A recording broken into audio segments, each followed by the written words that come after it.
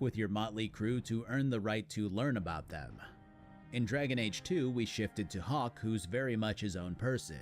Kirkwall doesn't look kindly on him at first. He works for years to attain respect from the citizens before he eventually becomes as well regarded as he is. The companions that you fall in line with establish a connection to him over those same years. Now, Inquisition was something else entirely, and while you do start out as an undesirable, someone who basically can't be trusted due to how you're found, you eventually prove your worth and become basically the second coming of Christ for a good 75% of the game. And of course, everyone treats the Herald of Andraste with respect, but that's because you are the main character. You were proven to be chosen. The whole story is built around that idea. Your companions share a general goal with you and get along with you to further that goal. Even people like Sarah exist as the antithesis to that at first. So what's happening in the Veilguard? Well, you're someone who was in a faction, you did something noble, and then you got picked up by Varric. There is no more to your story, no flashbacks about how you earned renown among your people, no divine intervention that spreads your name far and wide. And yet you're still treated pretty similarly to how the Herald is in Inquisition.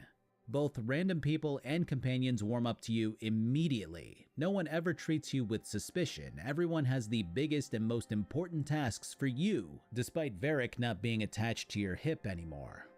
And that treatment of you as the main character becomes apparent fast when these Veil Jumpers begin by going, "Hey, you fucked up and let Solus get away," and then immediately go, "Oh my god, Rook, you gotta help us," when you return with Balara.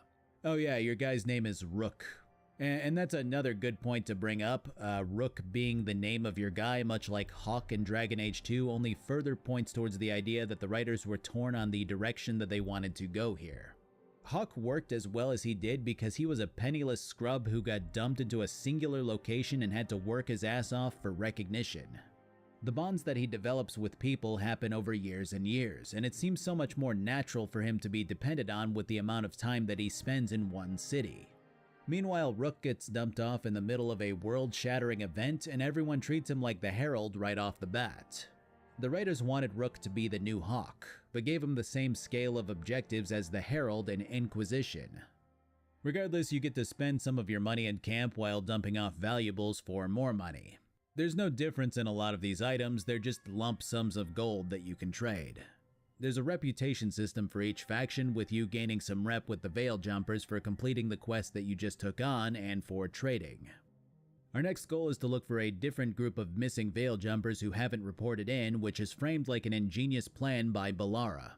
We head off to this area and… It's so quiet. Too quiet. They barricaded the main entrance into town. To keep something out? No, to keep something in. Nev Gallus. You know how everyone ripped into that Forspoken game with the girl that gets isekai'd into another realm? Dialogue and small talk like this was the primary reason for that reception. When I hear shit like this in the game that I'm reviewing, it makes me feel like I'm beating up on an easy target, you know what I mean? Like, if I intentionally sat down and reviewed Forspoken and then went in on it like this, it'd be like, come on dude, what did you expect?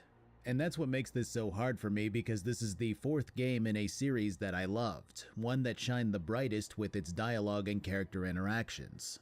Even Inquisition did that well enough. There weren't these back-to-back-to-back moments where the writing felt out of touch.